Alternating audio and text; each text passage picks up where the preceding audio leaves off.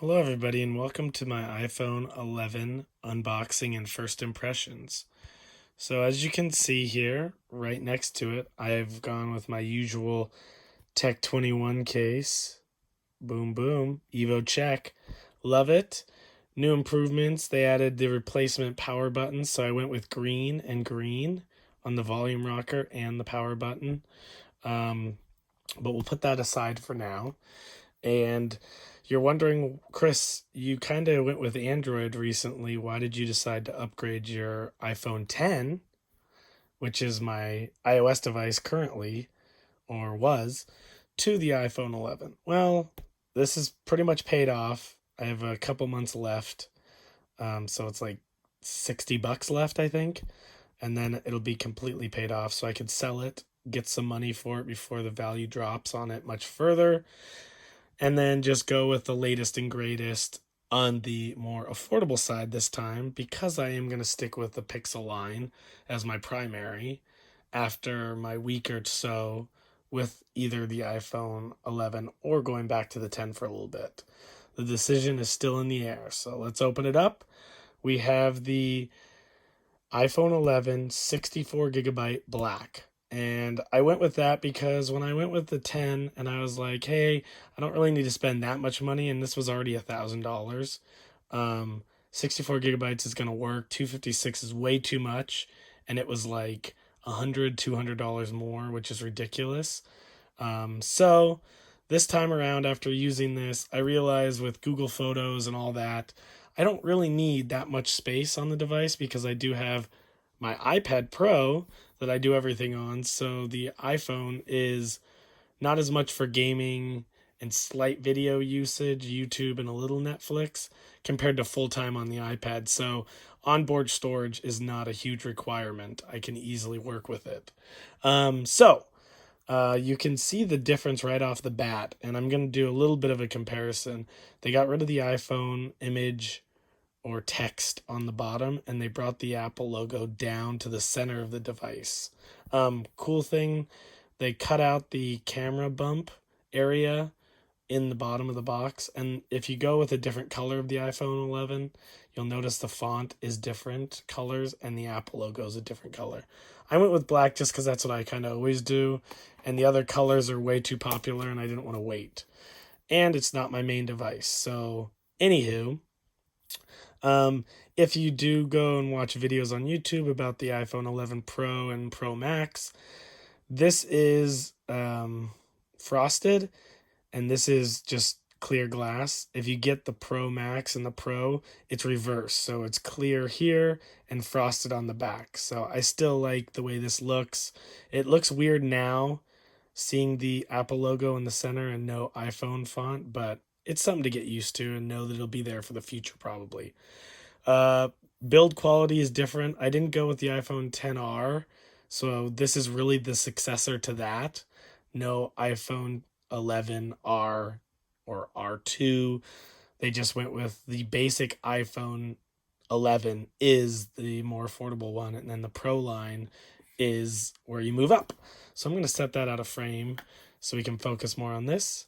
Uh, LCD panel, not OLED, aluminum build, no stainless steel, as you can see here. Very reflective. This is the space gray. This is literally just called black, which is great. Speaker, lightning, microphone, same notch stuff, upgraded face unlock, left side volume rocker and mute all rocker. Power on the right side. You can see the antenna bands on the top and the bottom there on either side. SIM ejection area for your SIM card. Camera differences, which I will do a comparison on that real fast. Standard lenses on the top for both, and then you go with a ultra wide on the bottom on the 11 compared to a 2x optical lens there. So even though this is a really nice device and it's got a better screen, which camera do you prefer without going into that $1,000 range with the iPhone 11 upgrade? Let's see. Front facing speaker, bottom firing speaker down here. Sound quality is great. Bluetooth 5.0. What else? Oh man, I can't really think of anything. Battery, don't have the specs on the size. I know it's bigger than the 10. Um, I only had the 10s for a couple days, and I just thought it's not a big enough upgrade. It was kind of a lull year. There really wasn't that big of a difference. This time they went with better camera design. Front facing camera. You've got 4K at 60 frames on the front. The Slowfie, so it's slow motion selfies. Portrait got some improvements. Um, I'm trying to think if there's anything else. Oh, duh.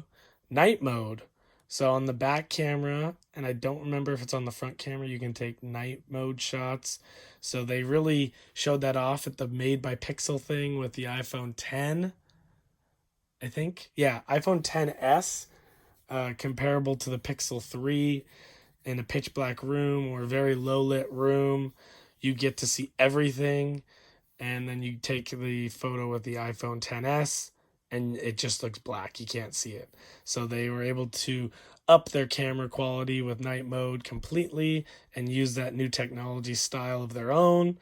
I think I still like it better on the Pixel the way they do it with night mode, especially being that they're doing it with a single lens. And now I'm getting off on a tangent. The Pixel 4 gets announced in about a week, actually, because we're in Tuesday. Yep, we're in Tuesday now. So a week from today, they announced the Pixel 4, so I'm excited for that. But um, other than that, I look forward to giving a more in-depth review after using it. One thing I had to mention is with T-Mobile, I was concerned recently taking this to work and using it for how much I do, and having really bad reception inside of my building of Costco. They're prone to have bad reception. But T-Mobile on my Pixel has been amazing. I can surf the web and do all that stuff instantly. With the iPhone antenna on the 11, going into my store, trying to just update a Twitter or Instagram and just like trying to update the feeds, doesn't seem like it moves or try to surf the web. So they said, oh, you got to force. I talked to T-Mobile. They said you got to force your phone into 4G mode instead of LTE. And then when you leave the building, you can turn it on. And I thought that was very suspicious, like a feature that shouldn't be necessary. You have to do it. So I said, okay, I'm going to take the iPhone 10 to work and try to see if it works. I really didn't use that as a main phone since I've worked at that Costco. I used the Pixel 2 and the Pixel 3. So when I did that and I realized it's the exact same, I thought maybe the stainless steel makes it better antenna, compared to aluminum. But really, both of them are blockers, so the antenna bars are supposed to help. But finding out I had to do the same thing to really make things function makes me less worried about returning it because it sucks on antennas and staying with this one. Now it's just, it's 2 years old. They've got a new generation. I can keep this and continue the same payments, maybe a year, maybe 2 years, and sell this guy for a pretty penny so I don't feel like it's going to waste. But I have some time to do a review internally and then give you guys a result video at the end of this week, maybe. I think I got it on Friday, Saturday. So I really feel like I should give it a full week's try. And it's nice to be back on iOS for a short period of time. So look forward to those videos. Um, Look forward to my review next, or my excitement about the Pixel 4 release or announcement and then slash release, because I definitely will be picking that up. I know it's been a while, but there hasn't really been that big of a move in tech, and I don't get new phones that often anymore because I'm pretty set on the Pixel. Um, so I'll probably do a little bit of a comparison between, the iPhone 11 and the 10 and the Pixel 3 and then the Pixel 4, because it is current generation to current generation. So, and with the Pixel 4, they are adding a second camera.